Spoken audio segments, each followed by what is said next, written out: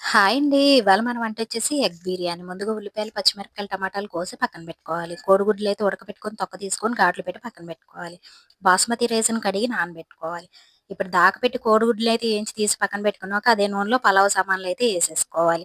ఉల్లిపాయ, పచ్చిమిరపకాయలు, టమాటాలు కూడా ఏసాక ఏగాక అల్లం వెల్లుల్లి పేస్ట్, కరివేపాకు గూడా ఏసుకోవాలి. ఇప్పుడు కూసంత ఉప్పు, పసుపు, కారం, ధనియాల పొడి, బిర్యానీ మసాలా అయితే ఏసుకోవాలి. పెరుగు గూడా ఏసుకొని ఏగాక ఆయిల్ పైకి తేలేటప్పుడు కొత్తిమీరేసుకోవాలి. నానబెట్టుకున్న బాస్మతి రైస్‌ని కూడా యేసుకొని ఒకటికి ఒకటిన్నర నీళ్లు పోసుకోవాలి.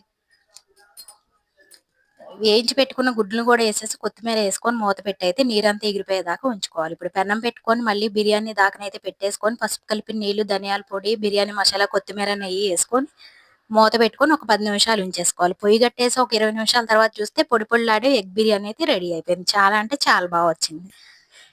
వీడియో నచ్చితే గనుక ఒక లైక్ చేసి సబ్స్క్రైబ్ చేసుకోండి.